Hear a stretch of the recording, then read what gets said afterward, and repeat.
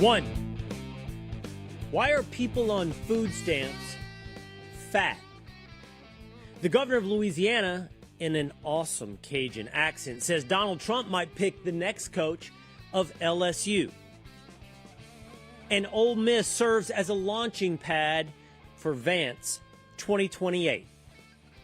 2, left-wing violence testified to in front of the Senate with Michael Knowles. 3, the author of Cry Havoc and The Terminal List, Jack Carr.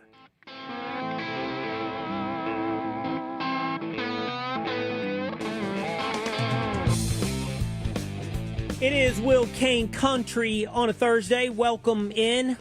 Welcome back. It's good to see you here today after a day off yesterday, surfing the big waves of Waco, Texas. I'm back. I'm back here with Tinfoil Pat, two-a-days Dan on Will Cain Country. We've got a lot to get to today, so let's get it started with some quick takes and story number 1.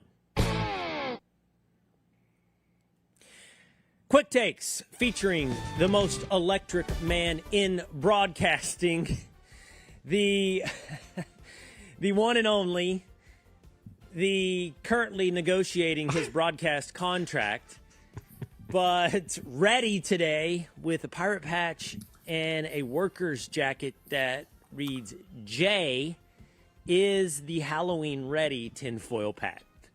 Yeah, I thought we were doing Halloween today, but I guess I was the only one who sent the memo out. Yep. Did it, so there we go. So the guy in the office that shows up. Patrick? What are you?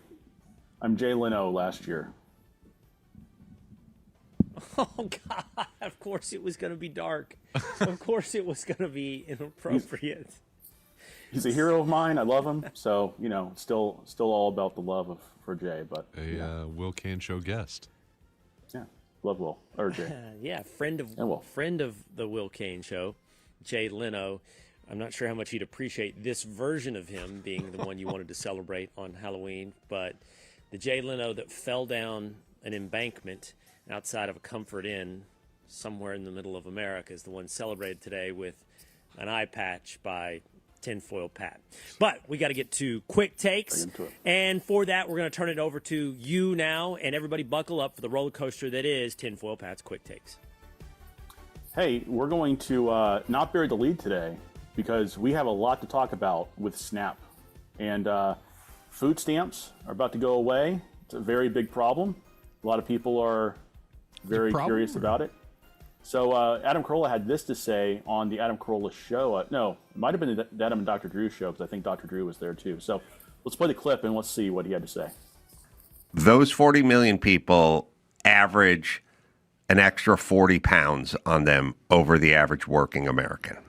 If you took the average person that's on SNAP getting free food and the average person that gets no free food from the government, the average female who gets no free food from the government is 146 pounds. The average SNAP recipient is 211 pounds. So is it a food? I know. First off, we talk about going hungry. Nobody could benefit from a nice fast more than the SNAP recipient. It's so well put and so finely put by Adam Carolla. SNAP is in the news because SNAP benefits, food stamps, are scheduled to expire this Saturday amidst the government shutdown. It is a political football.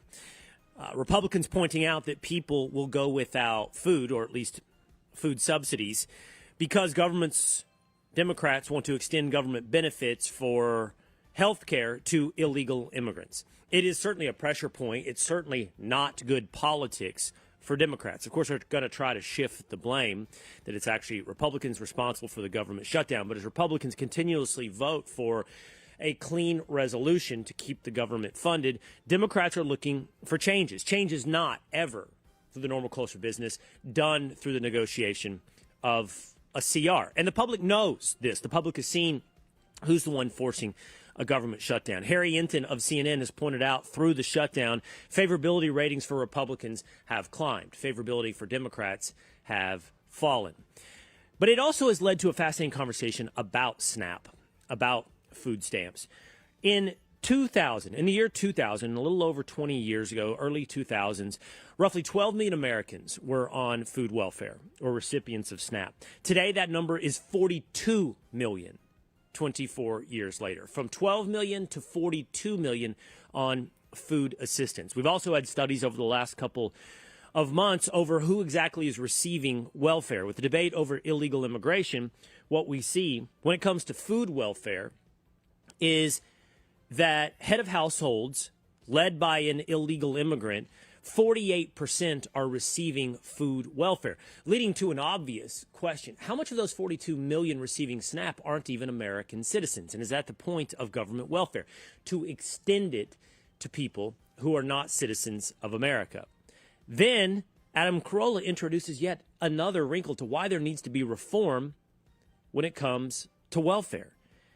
We don't have a starvation problem in America. We might have a healthy eating problem, but we don't have a starvation problem in America. And the biggest problem for the poorest among us is obesity, more than it is malnutrition. And if SNAP benefits are leading to not just welfare for illegal immigrants, but disincentivized welfare for the poorest among us to not only not eat right, but to keep them from getting jobs or keeping from making wise choices about their health, their family, and their participation in society, we need to revisit this entire thing, SNAP. Now, do we need to do it over a government shutdown? That's not what Democrats are fighting for. But still, it's pretty interesting to highlight. I think it's put very plainly. Why are people on food welfare fat? By Adam Carolla. Tinfoil Pat. Well, Governor Jeff Landry, I just found out his first name today. I just knew he was Governor Landry. He had this to say about, hey, maybe President Trump could pick the next LSU head coach. The first question is absolutely correct. We are not going down a failed path. And I wanted to tell you something. This is a pattern. The guy that's here now that wrote that contract cost Texas A&M $70-something million. Right now, we got a $53 million liability. We are not doing that again. And you know what? I believe that we're going to find a great coach. I mean, maybe we'll let President Trump pick it. He loves winners. You know, I'm not going to be picking the next coach. And that is a real Louisiana accent right there. That is an awesome Born in the Bayou. Yep. accent. That is Cajun. It's got to be one of the coolest and most mysterious accents in America, and I love that a statewide official, a governor, is still talking like we are a regional America, a provincial, regional country, which we are. And I love that. I want to hear that. I want to hear Curtis Sliwa with his, what is that? I don't even know what Curtis Sliwa's accent is. Is that Staten Island? Is that Queens? Yeah, it's pretty heavy over there. New York. Yep. And I really want a Governor Jeff Landry that speaks like a Cajun. He's talking about the Louisiana State AD who hired Jimbo Fisher at Texas A&M. Now, a lot of people are pushing back saying that he didn't give Jimbo Fisher the extension to his contract that actually resulted in, what was it, a $94 million buyout? I think it was $77 million when he was fired, because it may go down as you approach the end of your contract. And, of course, Brian Kelly, the recently fired head coach of LSU, has a $54 million buyout. So he's making the argument. I mean, this AD, the handwriting's on the wall for him, right? The governor of Louisiana is saying, no, he's not going to be picking the next coach. I think that they're going to be looking for a new AD at LSU. As for President Trump picking it, I was clearly tongue-in-cheek. He says, I'd rather have President Trump pick it than the current LSU AD. But I don't know that I've remembered a governor getting so involved in a head coach search. I'm sure it's happened. I'm sure they have input. But like dinner input? He said they're not going to do these big buyouts. Huh? Like dinner input, like at a dinner, just be like, hey, this guy looks good, that kind of thing. Like schmoozing. Well, it's a state institution. Yeah. There's a board of supervisors for LSU, the president. It's all connected to the governor at some level, but I don't think they get too deeply involved. Now, the relationship between LSU and the state of Louisiana is probably unique in that, extremely. Texas has multiple colleges, multiple university systems. I know Louisiana does as well, but there is no alternative to that flagship in Louisiana. Oklahoma will have Oklahoma State. Ole Miss will have Mississippi State. Alabama will have Auburn. Clemson will have South Carolina. But at LSU, in Louisiana, it is LSU. But he says he's not going to give these buyouts. So, and he says we're going to have a great coach. Well, I guess it's not going to be Lane Kiffin, right? Because buyouts are part of the business right now. Who's not a Jimmy Sexton client? Yeah, he goes on to talk about that. Did you hear that? Yeah. The governor? Yeah. He calls out the agents in the business saying they represent the ADs, the universities, the coaches, and he said now increasingly the players. He's like, it's the wild, wild west. It's a ton of conflict of interest. He goes off on it in that beautiful, beautiful. Is that the Scott Boras of Cajun of college agents? Better. Yeah. Of college coaches. Coach. Of Yeah. college coaches, Yeah. All right, take it away, tinfoil Pat. All right. So we had Vice President J.D. Vance yesterday. He spoke at Turning Point USA event. I don't remember where, but he had this to say when somebody asked him a question about immigration. We cannot have an immigration policy where what was good for the country 50 or 60 years ago binds the country inevitably for the future. There's too many people who want to come to the United States of America, and my job as vice president is not to look out for the interests of the whole world. It's to look out for the people of the United States. Now,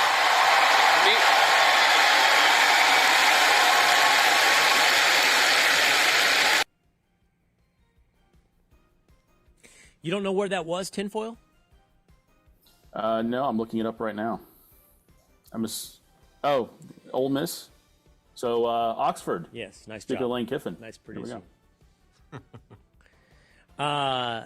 That was at Ole Miss. And this is the stunning stat put out by Andrew Colvett of Turning Point. Ole Miss has a student body of 27,000 kids. There were 13,000 at that event at Ole Miss. That's half the student body showed up for this Turning Point event featuring the vice president. That's stunning, man. And that says a lot. Like, okay, people have asked me personally, do you think Turning Point's momentum continues after the death of Charlie Kirk? And I don't know the answer to that. Over the long arc, what does it look like? Is it sustainable in 2-3 years? Well, this is certainly an indication that the answer you'd want to pick is yes. But secondarily, it's an incredible endorsement of the vice president. I don't know how many of those 13,000 turned out to honor Charlie Kirk, how many of those turned out because it was Turning Point, how many of those turned out because it was Erica Kirk, or how many of them turned out because it was, as the featured speaker, Vice President J.D. Vance. But you have to think that Vance's presence is a big part of that. And that is a huge launch pad. I think it's a validation of Vance 2028. I mean, if he's got, and Turning Point and Vance and Kirk and Vance had a relationship. Kirk, in no small part, was responsible for J.D. Vance becoming Donald Trump's pick for vice president. So those two, that relationship is symbiotic, Turning Point and Vance. But the ability to connect with young people, if that is what J.D. Vance can do, that is a huge feather in his cap for becoming the next president of the United States. The other thing is, I don't know. Have you guys ever seen a sitting vice president, take open forum questions in a stadium from anybody that wants to walk up of the 13,000 and ask questions like that, unscripted? What do you mean, Joe Biden didn't do That's that? remarkable. Come on. Kamala did that. Wait, she didn't do that? I think But- a couple times, right? And that's fun, and that's fun and that's real. But the truth is, they're more par for the course for the regular politician. It's more of a statement about J.D. Vance than it is about Kamala Harris, for is my sure. point. Absolutely. You didn't see that from Mike Pence. You didn't see that from any of the previous vice presidents. Do caucus. A lot of Joe downside. Biden as vice president. A lot of downside to doing it. Oh, huge downside. Yeah. Those students could ask you anything. Anything. You got to be prepared. And you say And one thing that wrong. student that you just totally, that student, which you just heard the clip and the answer of, stands up and asks him. It's a young lady, and as Dana Perina pointed out to me on Newsroom this morning, let's give her credit. She stood up in front of 13,000 people, most of whom probably disagree with her. She is from an immigrant family from India, and she says, look at me. This is who I am. I think we're contributing members of America, and your policies and your rhetoric suggest that you're worried about immigration, and you want to crack down on not just illegal immigration, but legal immigration. And then comes the answer. And most politicians, first of all, wouldn't be in this situation, wouldn't be answering questions like this. But we've become conditioned to the fact that politics is pandering, lowest common denominator, and talking points. His answer is none of those things. His answer is, I can do two things at the same time. I can appreciate your immigrant story, your pathway to American citizenship, and I can celebrate what you've contributed to America. At the same time, believing that we should control legal immigration. And what was good for America 50 years ago isn't necessarily what's good for America today. And we need to consider who we bring in and how many we bring in of who, and whether or not they can be acculturated into the United States and become part of a common community here in America. And that's real, that's smart, but mostly that's nuanced, true, and authentic right there on the stage. And this is the type of thing that I will tell you, this resonates big with, well, let me put it bluntly. This resonates with the rich white guys that I run into. You know? They love J.D. Vance. Now, what concerns me is a lot of these guys didn't love Donald Trump. So they love the intellectual argument of America First and MAGA presented by J.D. Vance. The only thing that concerns me is that's not where Donald Trump built his base. So, what does that mean for the future of J.D. Vance as President of the United States? Let's continue that conversation with Michael Knowles, the host of the Michael Knowles Show at the Daily Wire, when we come back on Will Cain Country.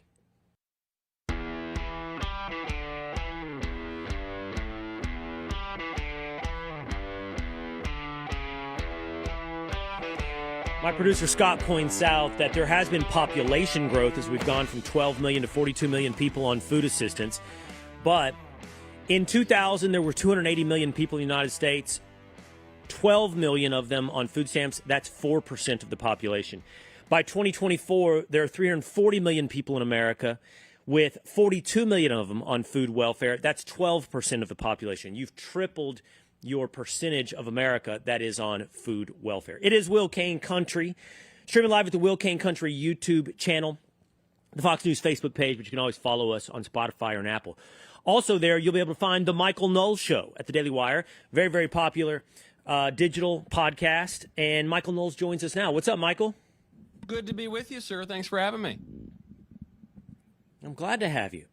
You know, I think I want to talk to you about J.D. Vance and Ole Miss for a minute. It's, you know, I don't know, remarkable turnout at Ole Miss, right? Half the student body there. Some of that for Charlie, some of that for Erica, some of that for Turning Point, some of that for J.D. I mean, you have to assume some of that for the sitting vice president of the United States. And Michael, I want to just kind of explore this with you for a moment. That's a hell of a launching pad for Vance 2028. It is. Not that he really needs it, I think, in as much as he is clearly the heir apparent. The president on Air Force One the other day seemed to suggest that a Vance-Rubio ticket would be unstoppable. I think he's done a great job leading on the right, especially among young people already. But yes, I mean, look, J.D. Vance is the only figure who I think can help keep together that amazing coalition that Charlie was so good at building and maintaining. And what he and Erica did last night at Ole Miss was just magnificent. You know, he did me an extra favor, which is he wrote probably half of my show today. I was just playing clips of him, because what he did in a really smart, accessible way was he upended a lot of GOP orthodoxy. Or I should say, he returned GOP orthodoxy back to what it used to be and back to where I think the base is. And that's true on matters of religion in public life.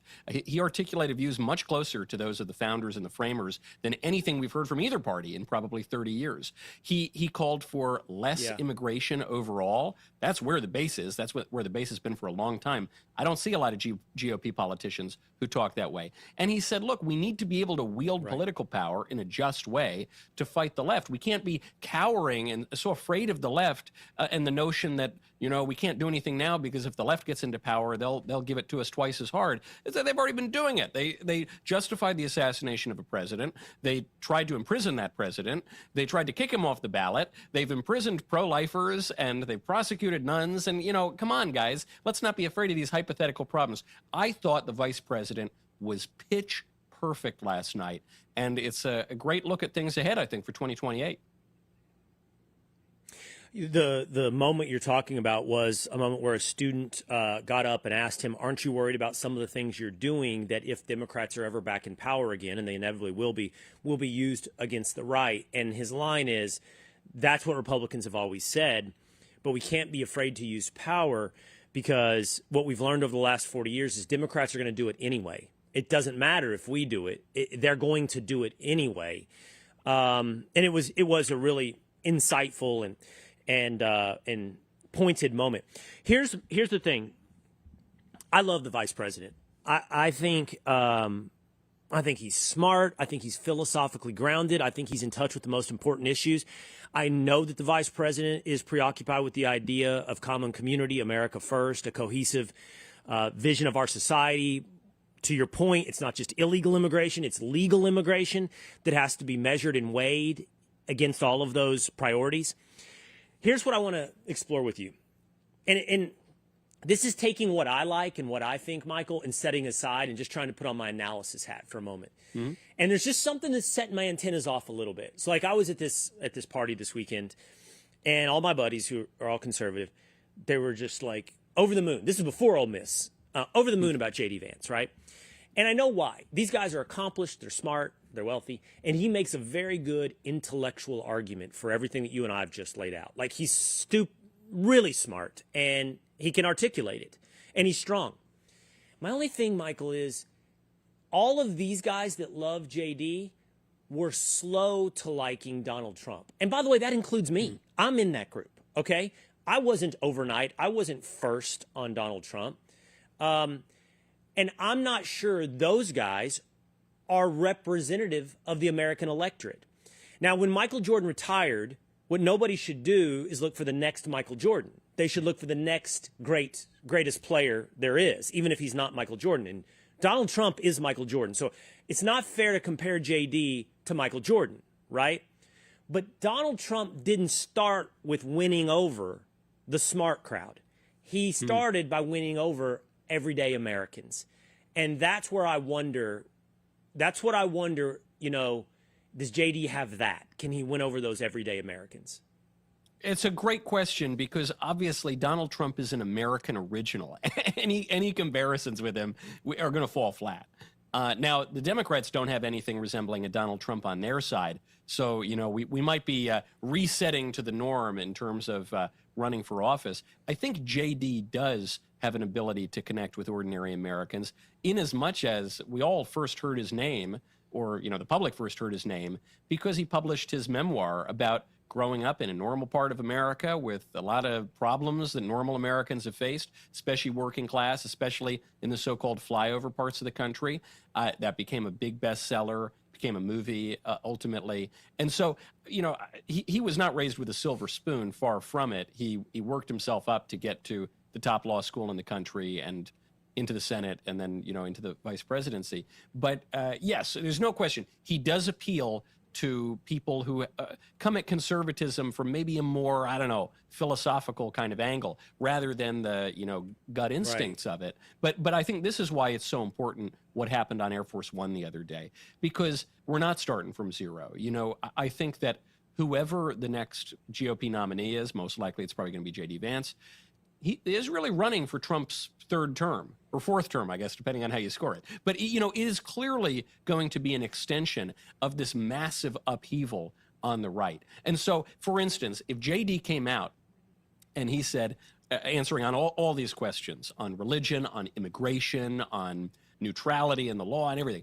if he came out and just sounded like a Republican from 2014, you'd say, hold on, I don't want to go back to that. You know, Trump changed things and I want to keep going along with that.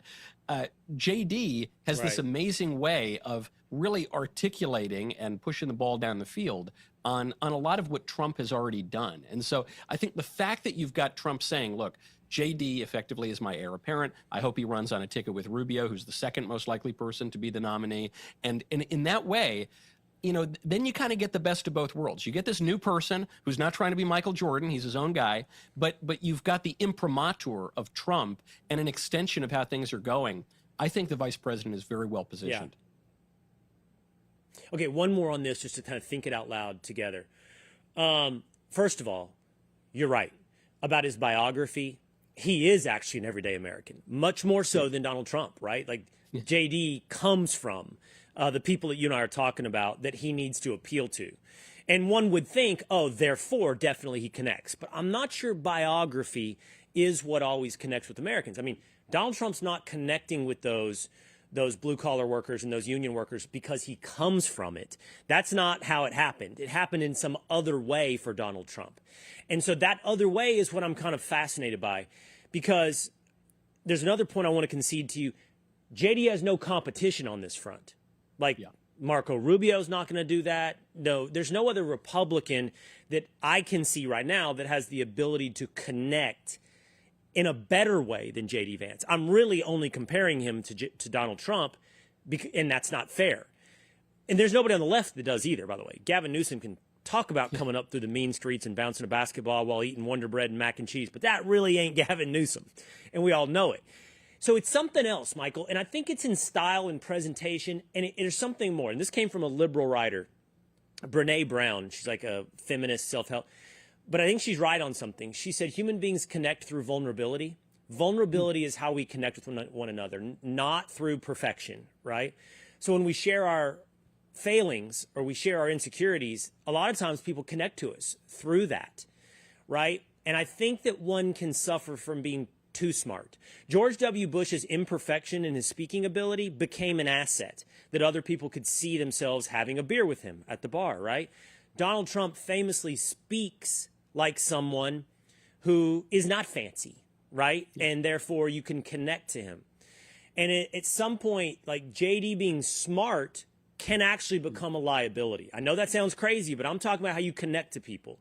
And so where is his vulnerability? It is in his biography, to your point, but you also want to see it in his, I don't know, in his humanity. You know where I see it, because I think those are all excellent points, and you can go back even further on that. You know, Bill Clinton has talked about this. You know, that some of his foibles, much publicized. Example.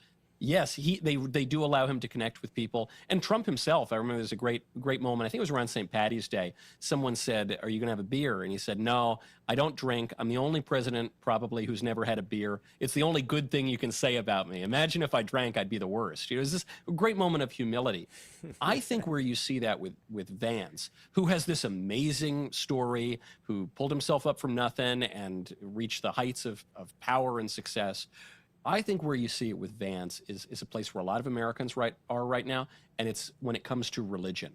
This is a guy who was raised without much religion. It was kind of a jumbled religiosity, and he really dug into his faith. And you know, he has the zeal of a convert because he is a convert. And we're at this moment right now where the new atheism that was fashionable in the 2000s, that's really fallen apart. And survey after survey is showing the decline in religion has leveled off. People are looking back to the eternal questions again. And I think there's something really jarring and refreshing about seeing an American politician pray in a way that's serious, talk about how he's grappled with religious questions, kind of think out loud, and not in a pandering way. You know, I don't think 10 years ago, someone running for Senate in Ohio would say, you know, the easiest way for me to win an election is to convert to Catholicism. Yeah, it's kind of an odd thing to do in a right-wing American politics. He did it because he felt called in that way. And when you hear him speaking about the church fathers, about religion, he's certainly since Charlie was murdered, he says, I am in no way reticent to speak about my faith and to speak about Christ. That, I think, is a vulnerability because, Will, for most of our lives, I think, speaking about religion got you labeled as kind of a dumb guy or kind of a rube or simple or something like that. And now I think, as always, it actually is a mark of wisdom. But it's putting yourself out there a little bit in a way that rings really true and in an encouraging way to me. All right, Michael Knowles testified before the United States Senate this week talking about the rise of left-wing violence. And we wanted to play a few of those clips, Michael, and talk to you about it today. First of all, this is you talking about BLM. The Black Lives Matter riots, overtly leftist demonstrations that left dozens of people dead and over $1 billion worth of property damage. Likewise, those fail to show up on registers of left-wing political violence. Even an attack by Antifa that targeted me personally, as well as conservative college students for our political views, appeared in official records and data sets as nothing more than obstructing law enforcement. It turns out the left commits relatively little political violence when you don't count the political violence that the left commits. So what you're laying out there, Michael, is we don't have it quantified. We don't know the numbers. That's why we're left with, and they're terrible anecdotes, but we have the anecdotes. You remember Don Rumsfeld had that line that actually was a pretty insightful line, but he was made fun of for it. There are known knowns and known unknowns and unknown unknowns. Well, this would be an example of something where we don't know the full scope of left-wing violence, but we do know that it is hidden in the data sets and in the federal records. And we can know that because we know that the FBI and the DOJ have not tracked Antifa with any seriousness at all. We also do know that examples that we all saw with our own eyes of overt left-wing violence, the BLM riots, for instance, left dozens of people dead, $1 billion in property damage, they don't turn up. And I was actually there on the Hill to testify about one event in particular. I was doing a talk at a campus, University of Pittsburgh. Antifa threw an explosive, seriously injured a cop. These were card-carrying Antifa operatives.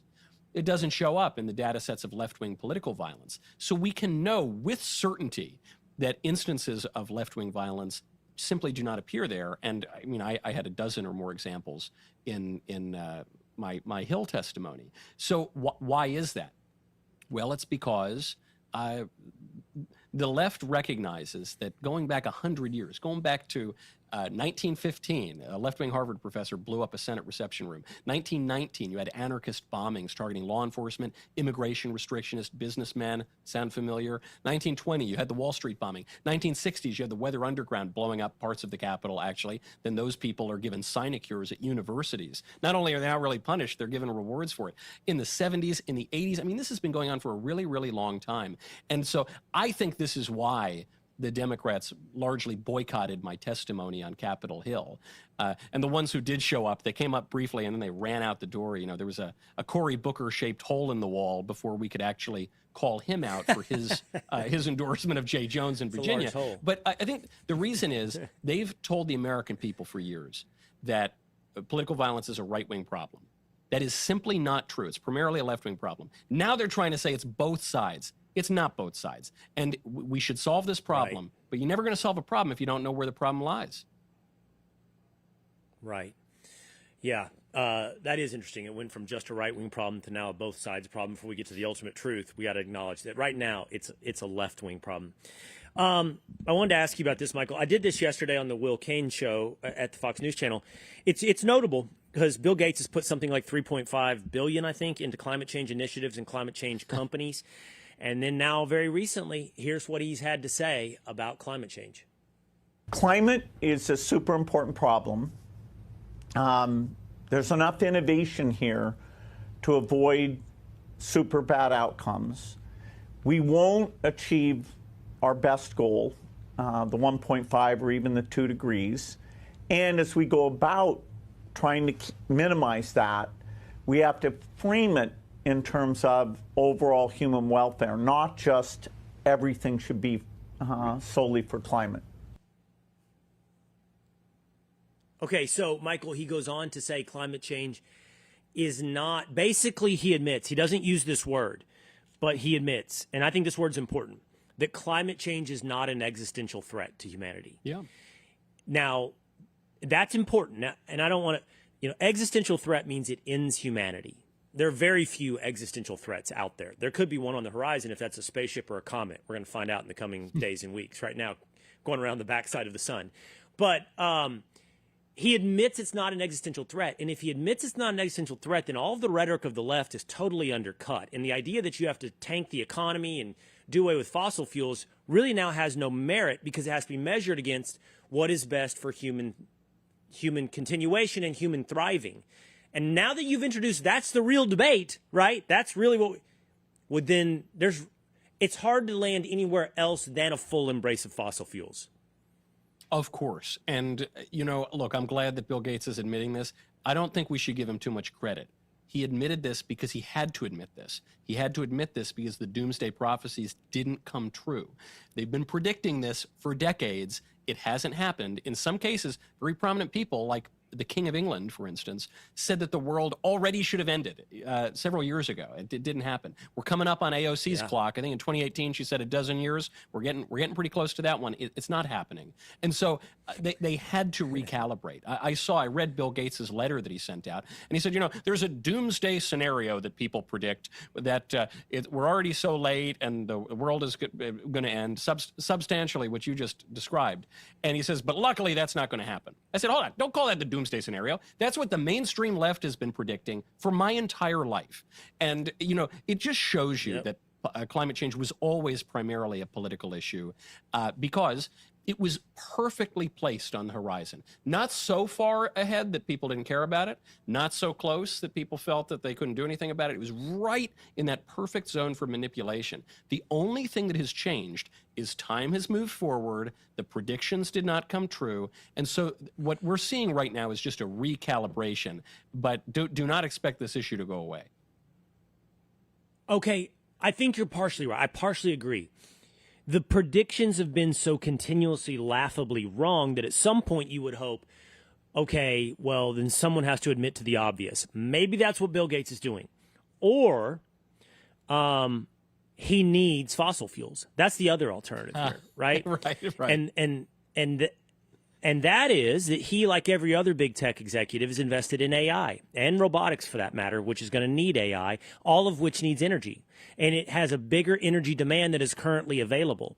So you literally have to have everything on the table approach to energy. And of course, fossil fuels are our greatest producer of it. So you kill fossil fuels, you kill AI. You kill AI, you kill Bill Gates' vision of the future. Whether or not that's his own financial interest or he thinks AI and robotics are to the benefit of humanity. Either way, he has to now embrace all this energy. That's a great point, and I guess it substantially goes to the same end, which is they are tailoring the messaging toward the political ends that they're trying to achieve, whether that be hyper-regulation or whether that be producing more energy for AI. But you saw this in the military too, which is that when we were in relative peace times, we were fighting say wars of empire, trying to be the world police. Then we had DEI in the military, recruitment ads of cartoon little girls talking about how she learned to love America at her lesbian parents' birthday party. I mean, I don't think I'm exaggerating at all. I think it was an actual ad. And then I noticed all of a sudden, when there was global conflict on the horizon, when there was talk of nuclear war potentially with Russia, China in the South China Sea and Taiwan, all of a sudden, the recruitment ads, it was basically just Pete Hegseth out there doing push-ups again. And I thought, this was even before the 2024 election. And I thought, oh, right. Now, when things are really rubber is meeting the road, all of a sudden, we kind of need G.I. Joe. This is not the time for social engineering in the military. Yeah. And by the way, we should just point out, advent or embrace of fossil fuels, total correlation. It is causation, but obvious correlation. Increase in lifespans, health outcomes, global GDP, everything. And so if you're about what's best for humanity, it's not close here. It's not even a 51-49 proposition. It's a 99-1 proposition here. Yes. That has Get been rid of the fossil fuels. windmills. It's been good for humanity. Yes, right. All right, check him out at the Michael Knowles Show at the Daily Wire. It's always good to talk to you, Michael. Thank you so much. Good to see you, man. Will, great to see you. Thanks for having me. All right, coming up, the author of Cry Havoc and The Terminal List, Jack Carr, joins us next on Will Cain Country.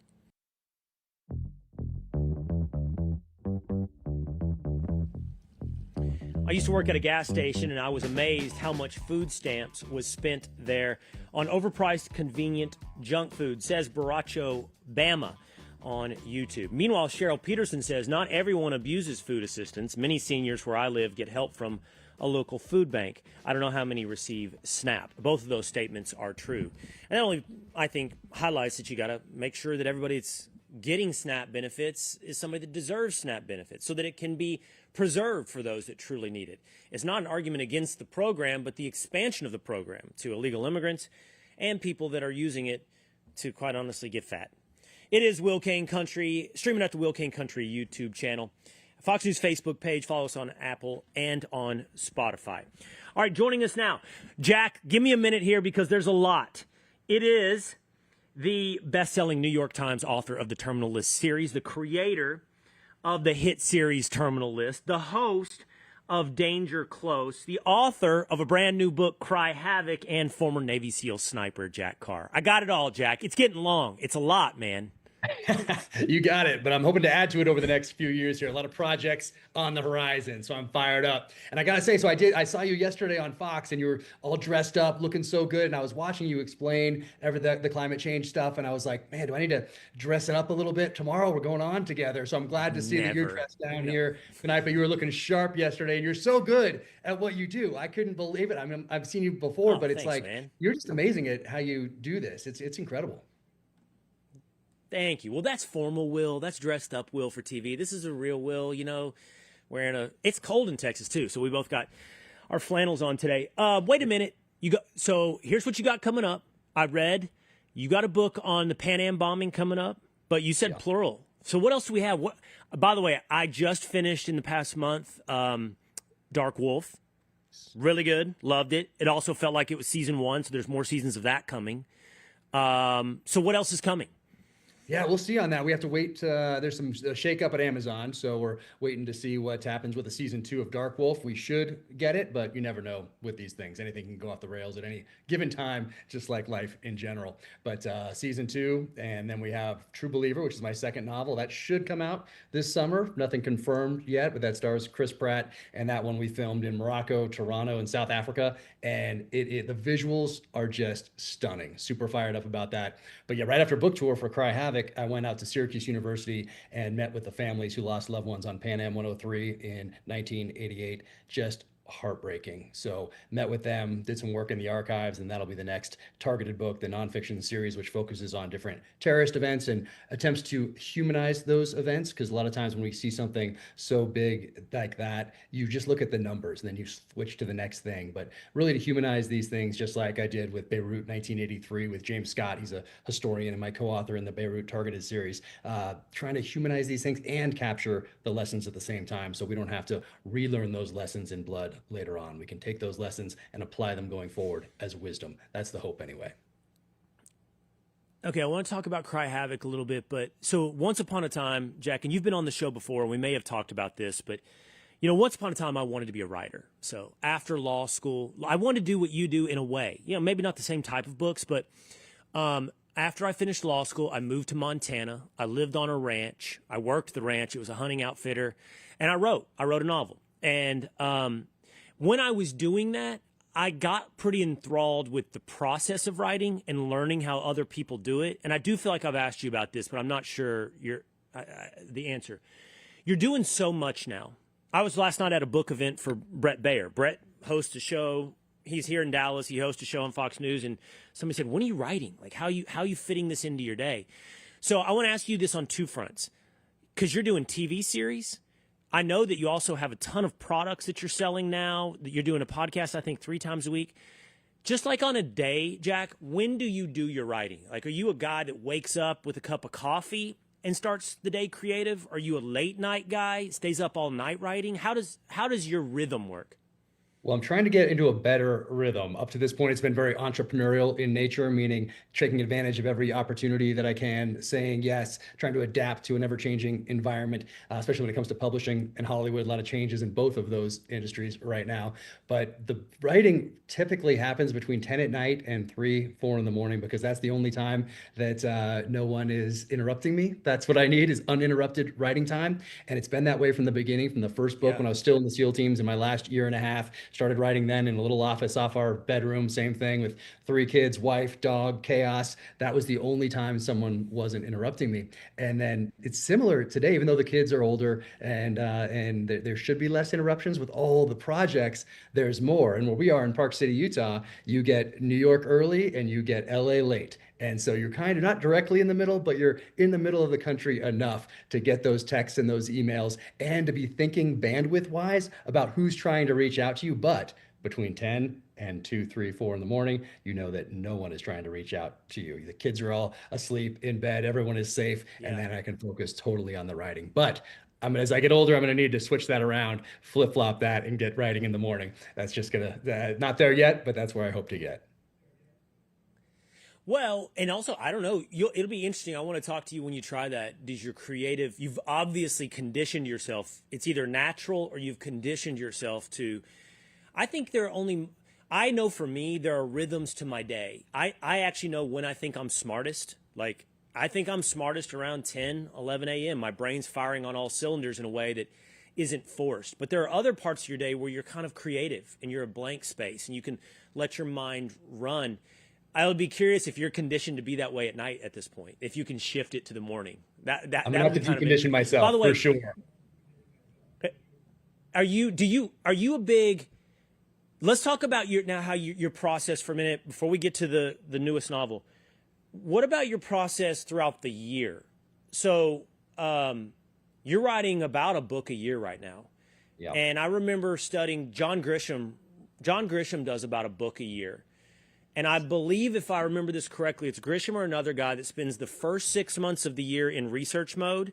So he's just reading and diving and outlining and bullet pointing and just story structuring.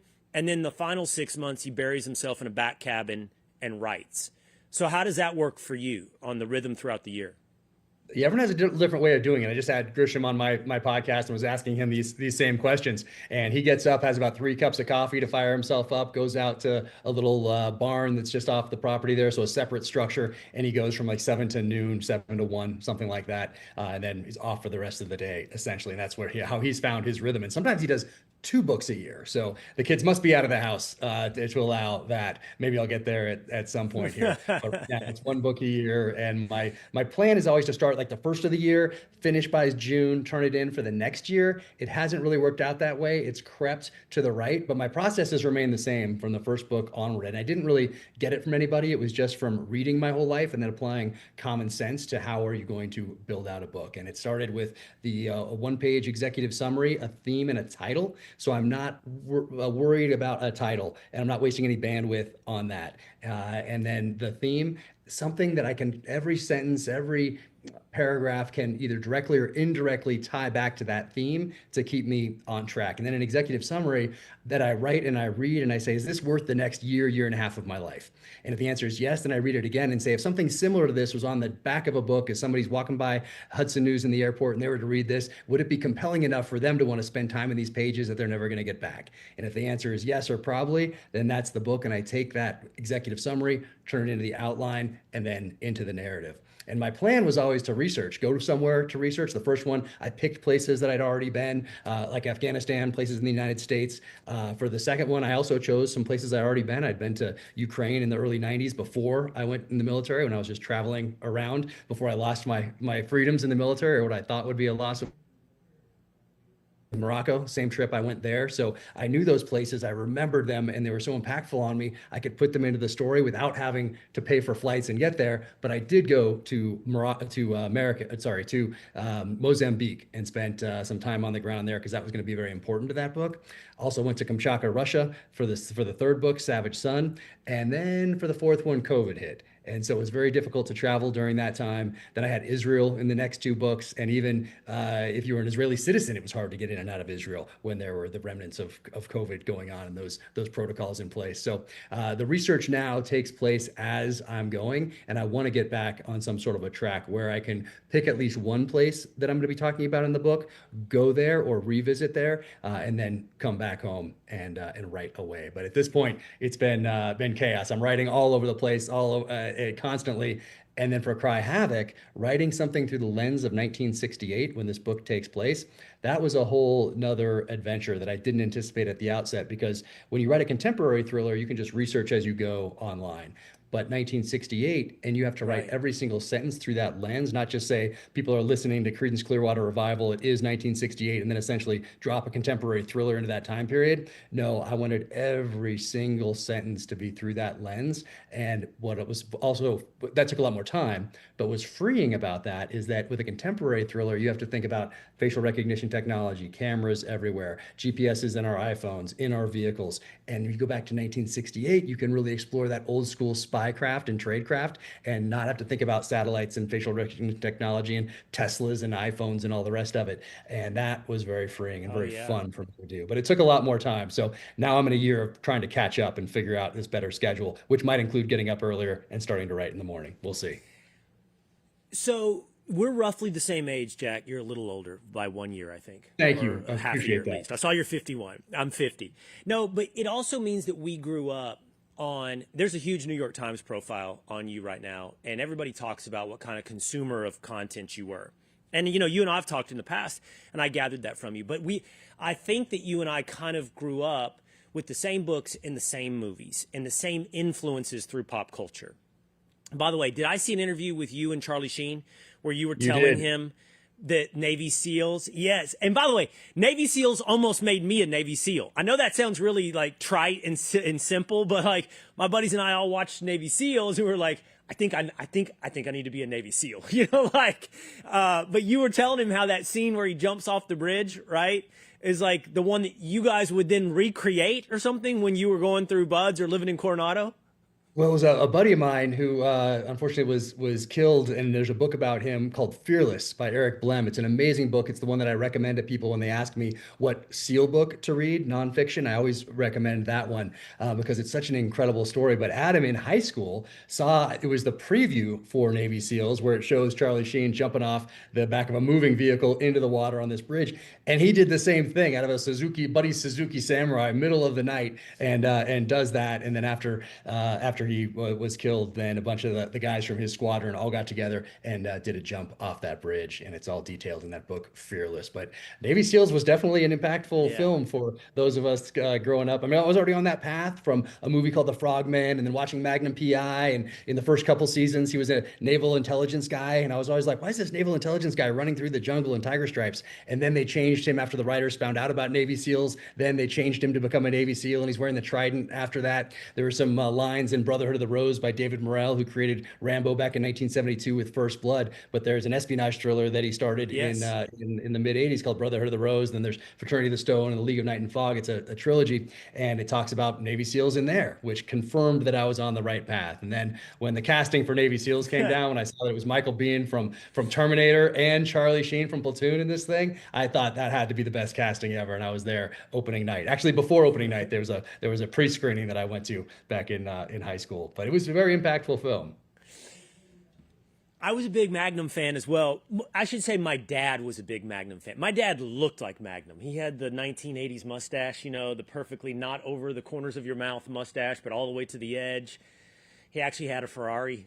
My dad, in small town Texas. Yes, he had a Ferrari. Yeah, I think my dad wanted to be Magnum. I think he did. But I had forgotten that Magnum was a Navy SEAL.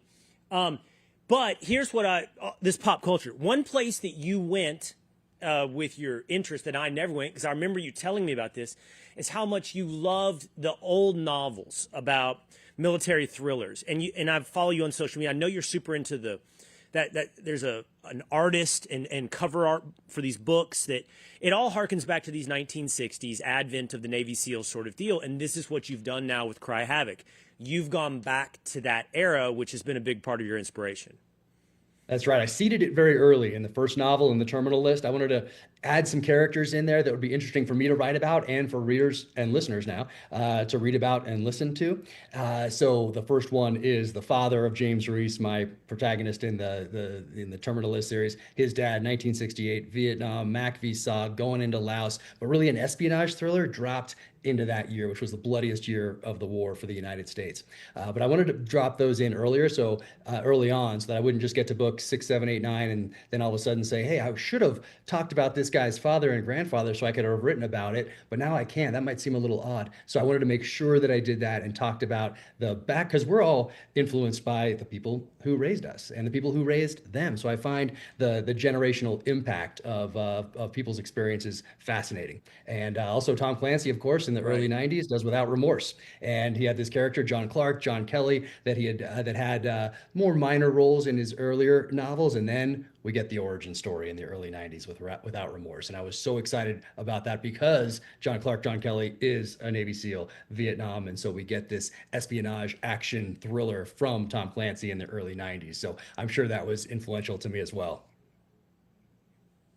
Jack, by the way, my producer, Ed, just said, this is the terminalist guy? Yeah, welcome to the party here, Ed. Yes. Jack writes, yes. Yeah, now, yeah, now you love him. Yes, Jack writes all of that. Terminalist. Jack, have you always been a gear guy? Like, I'm not a gear guy. Well before the military. I like to hunt, right? What's that? Well before the military, just growing up, I was always a gear guy. Well before. It comes from the, once again, That's interesting to me. The influence of popular culture, probably from the James Bond movies and the gadgets. Maybe that kicked it off. I've never thought about that until this very second. But I've always been a gear guy. Actually, I have an old Tudor Submariner right here from 1968 on my wrist right there. And I surrounded myself in writing this book. Actually, if you'd come into my office in over the last year at any given point in time, you would have thought that I was getting ready to invade North Vietnam because I had maps from the 60s all over the place. I had push tacks in there, a Carr 15 rifle in the corner, a Browning high power, a Randall knife, multiple Seiko watches, manuals that the Army would give Special Forces guys before going in country back in the 60s, old National Geographics. I had all of that stuff all over to immerse myself in that period of time. But always been a gear guy. And then, of course, it becomes much more to use to find any gear you possibly can going to give you an advantage on the battlefield. So I did that in the SEAL teams as well, and that continues today. So what I've gathered that the more of you guys I've gotten to know, a lot of the SEALs I've gotten to know, a lot of them are gear guys, and I'm not a gear guy, never have been. That's one of the things. Not that I'm a big surfer. I just got back from surfing, Jack, in Waco, Texas, so it's on my mind. But one of the things I love about surfing is how little gear there is to it versus, say, snow skiing. I'm just not a big. I don't like carrying all the damn skis and boots and wearing all the stuff. But I get it for the edge on the battlefield thing. So but I'm going somewhere with this gear thing. Writing a story about SEALs in the 1960s, I'm sure that they had a tactical gear advantage over the enemy. And this is something that people love about your books. I've read this. This was also in the New York Times. People love the minutia of detail that you bring into your books. You know, the optics, every single thing you're putting into describing the action events. When you go back, do you find like there's a little more wild, wild west to those SEALs where it's less technical? It's less about all of that gear? I know not completely. Like if you and I go back to and write a Wild West story, right? Which I love that too. The Texas Rangers definitely had a tactical gear advantage over the Native Americans. They had the 6-shooter. But it's pretty simple, the advantage. It's not complex. I'm curious if that simplicity as you rewind the time is appealing to you in a way and kind of seeing how those guys operate in the 60s versus the super soldiers you guys are becoming today. Yeah, it really was for multiple reasons. But one, I wanted to honor those guys who went downrange, who stood up and went to Vietnam as a whole, and then specifically the Mac v. SAW guys who got to test out a lot of gear. They were using stuff, old OSS stuff, SOE stuff that wasn't available to the regular military. And they were also going into denied areas, namely Laos, Cambodia, and North Vietnam, where for the first few years, they couldn't even have anything that would give them away as Americans, overtly. meaning that they couldn't have anything that said made in the USA on a tag or anything like that. So going back to that time, being able to talk to these guys who did that, I read their autobiographies, I had them on the podcast, I texted them, emailed them, called them as I was writing this book to try to make sure I got the gear right. But then it evolved also from the beginning of the war towards the end. And so you had different special tactics, techniques, and procedures changing along that way. But also, we were just like today, when we're going up against the enemy that I did in Iraq and Afghanistan, you're pretty heavy compared to those guys. Same thing in Vietnam. These guys were going in pretty heavy when they were going in for a few days or preparing to go in for a few days into Laos, Cambodia. And same thing with us. Our enemy had an AK and a chest rig with a bunch of extra mags, and that's about it. Meanwhile, we have all that body armor, the helmets, and we do have that technical advantage with the with nods and lasers and that sort of a thing. And I take that over what the enemy has, but they can maneuver, they can move a little bit faster than we can. And similar in Vietnam, those guys that they were going up against were a little lighter and more maneuverable because our guys were weighed down just a little bit more, not as much as we got to later with body armor and everything else. But I'll tell you what, the radios are very similar, and I think that's because somebody in Congress has a deal with the battery maker, and they build these radios around the batteries, the 5590s. I can't prove that. I'm just guessing because the size is the same, although our radios today do a lot more. But I wouldn't be surprised. One more question. So this guy in Cry Havoc, I think you said it's set in '68. You're talking about first generation SEALs, right? I mean, didn't the SEALs start under JFK? And you're talking about what year did the SEALs start? 64? 65? 62, the first two SEAL teams were commissioned in 1962. They were already in the process of being commissioned before Kennedy, but he came about under Kennedy. He also authorized the Green Beret for the Army Special Forces. So he was a big proponent of special operations, knowing that the wars of the future were going to be a little bit different than his war in World War II. It was going to be terrorists, assassins, insurgents. He has a very famous speech from American University where he outlines all of these things.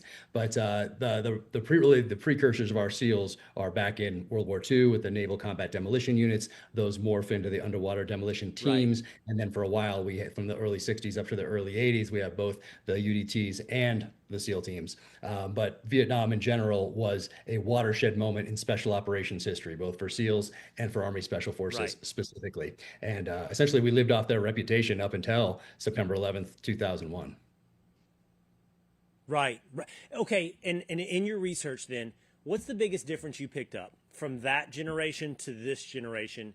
Maybe not just SEALs, to your point of Army Special Forces as well. When these guys were first generation with their precursors dating back to World War II versus where we are today, what's the biggest difference? Two things, one similarity, one difference. The similarity is that the guy who's driven and drawn towards testing themselves in SEAL training or at the Q course for Army Special Forces or Army Rangers, Ranger School, whatever it might be, that's the same person. They're drawn to test themselves in some sort of a crucible and then serve their country in uniform with the expectation of going to war and to be as prepared as they possibly can to go to war. So that remains the same. The biggest difference is we would probably be court-martialed today for the planning that went into these operations, but the amount of support that was available to these guys. Like you leave base today without air cover and without all these other things in place, you would probably get court-martialed.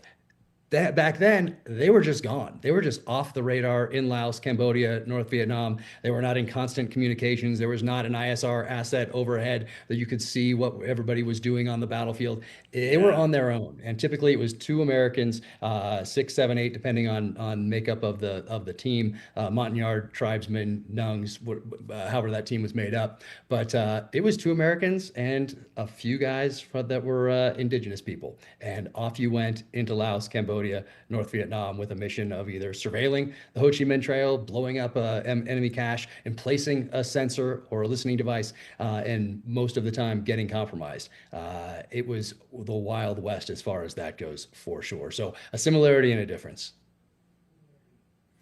Well, that's what he's explored with Cry Havoc, his brand new novel out October 7th. If you haven't watched Dark Wolf, it's up on Amazon. It's on Amazon Prime, right? Amazon Prime, yep. Prime Video. I've watched it. Yep. And of course, Terminal List. And much, much more coming out. Always love talking to you, Jack. I'd love to see that office in Park City someday. So we'll check out Come all on out. that gear. Yeah, come on out. You can try the skiing thing, All right, although I man. recommend people go to the beach. Although you do have to worry about sharks in that case. No sharks. All right, man. Good to see you. Best of luck with everything. Jack Carr, thank you. All right, there he goes, Jack Carr. Before we go today, let's do a quick final takes. Let's bring in Tinfoil Pat, 2-a-days, Dan. How about Ed realizing halfway through, wait a minute, this is the guy that wrote Terminal List?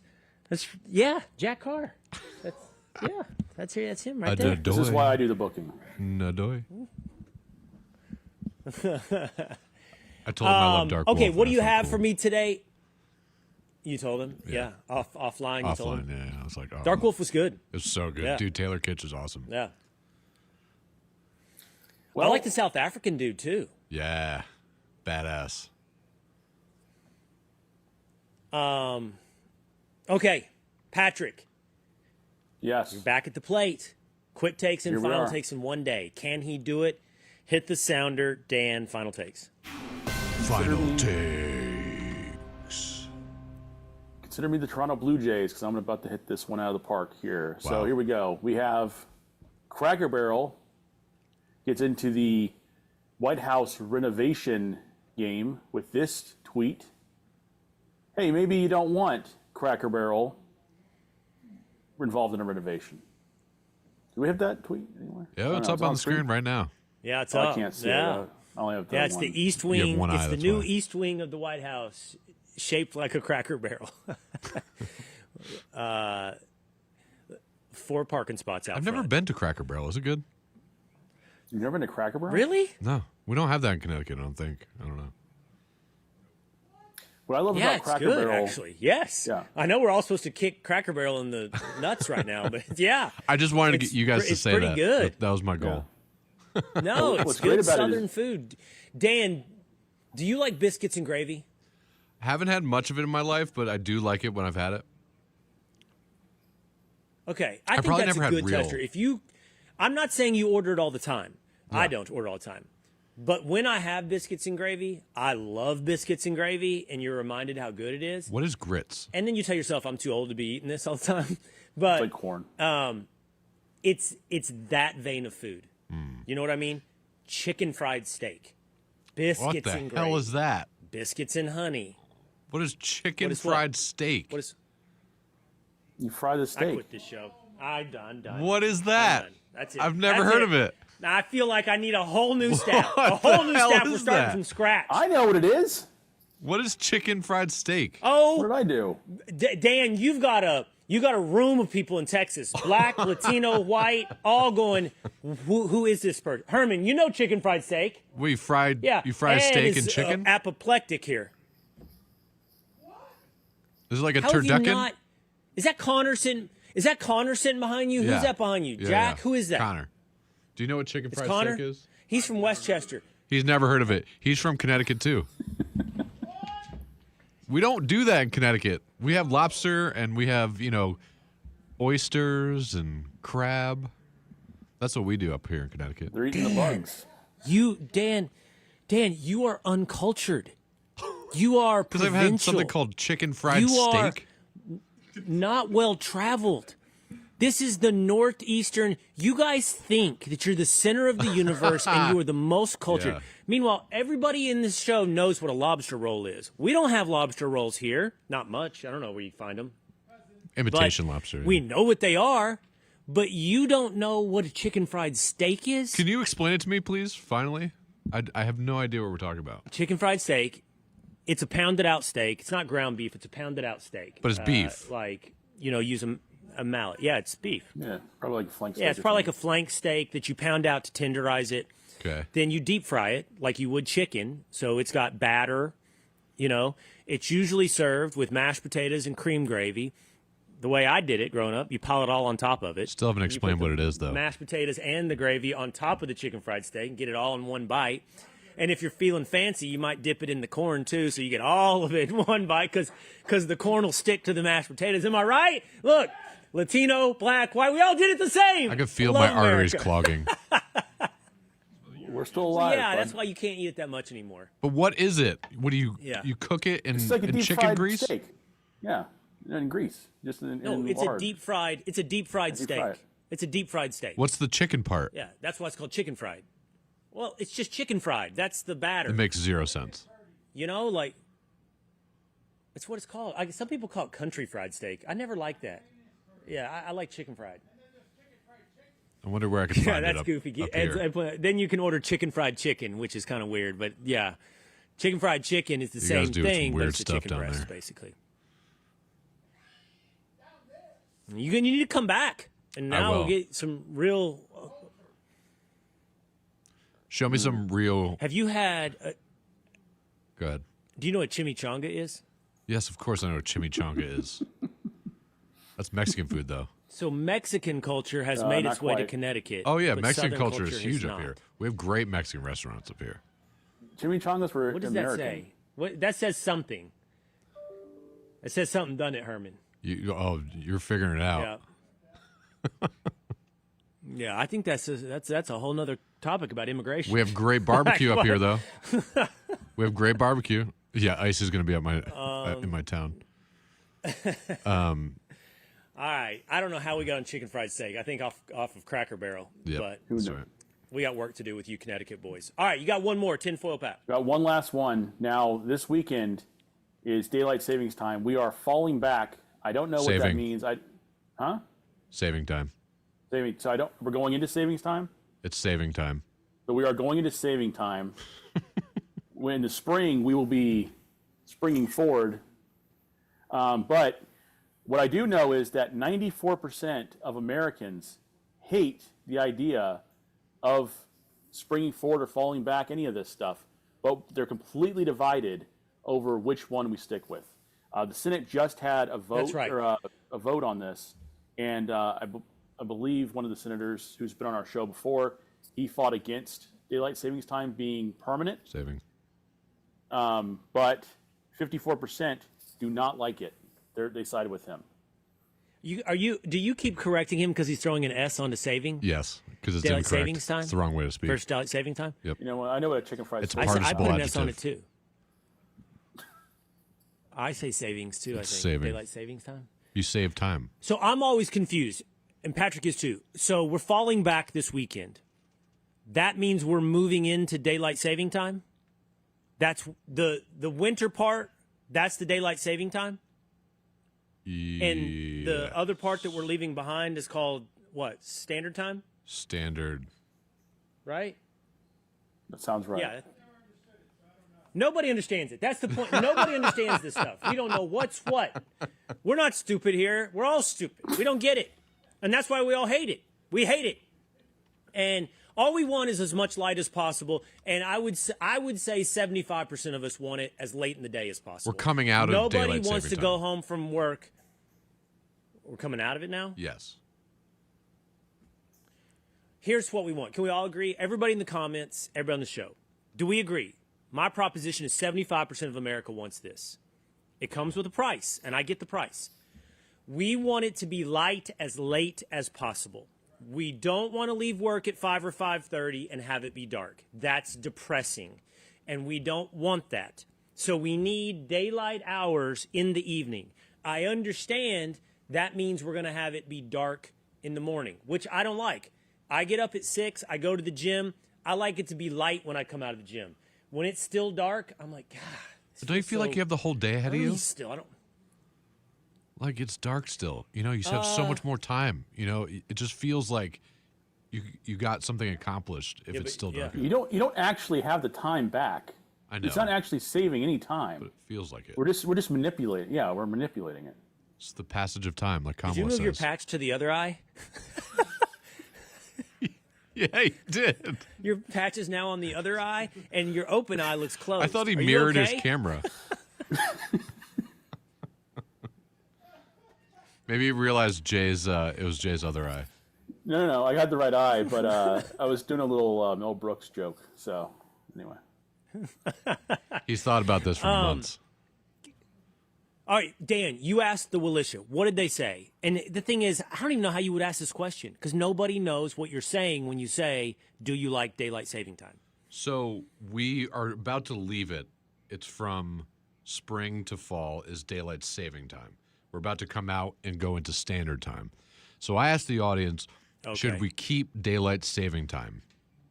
And 35% of the audience said, yes, we should keep it. And 65% said, no, we should do away with it. So I think they all disagree with you. Oh, no, but it sounds like they disagree. But I don't think they know what they're saying. I don't think the people know what they're saying. I think they do. They're smarter than us. They are smarter than us. No. First of all, it's the framing of your question, too. What? I think people don't like the change. They want, first of all, I think everybody wants it to be uniform throughout the year. Stop changing, okay? Yeah, and when you ask people, that's the question. Do you want to keep daylight saving time? They're answering often, I don't want the fallback spring forward thing. Okay, I think on that, I'm going to say we also have 75% on that. But once you cross that bridge, then you have to say, well, what do you want to do? Do you want it to be daylight saving time year round? Leave it. Or do you want standard time year round? Standard is standard. And my argument is forget the words, the branding of this thing. That's government branding.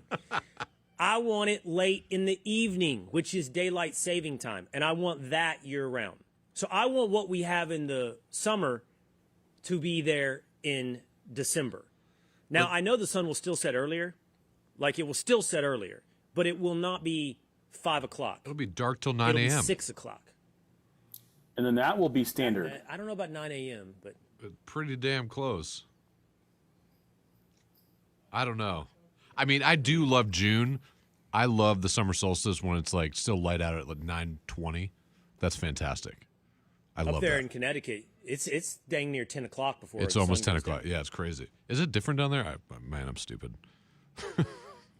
Yeah, it's different down here. Oh, it okay. is. Sorry, chicken fried steak and different light, you know. And by the way, in the winter, we'll have more sunlight than you, so you'll get dark earlier than us. We'll have, even amidst this time change, fall back. Yeah. Like up there, you're going to get dark. You might get dark at 4:30, right? Oh, yeah. What time will it get dark? I walk out of work at like 5:45 maybe, and it's pretty much dark now. Already. Yeah, and come January, I'm telling you, I think it's 4:45. Oh, yeah. It's dark. Big time. It's depressing as hell. We'll be 5:36 here, right? In the winter. Anyway, Good thing you get off at 4. That was this has all been incredibly confusing. This has all been I learned nothing. My head is swimming. I still don't know what chicken fried steak nothing. is. I apologize to everyone for listening. This is a mess, and we hope you can sort it out in the comments section of the Willisha. All right, that's going to do it for us today. We'll be back for a Cain on Sports edition tomorrow. Maybe I'll update you on my surfing trip to Waco. Make sure you download us on Spotify and Apple. We'll see you again next time.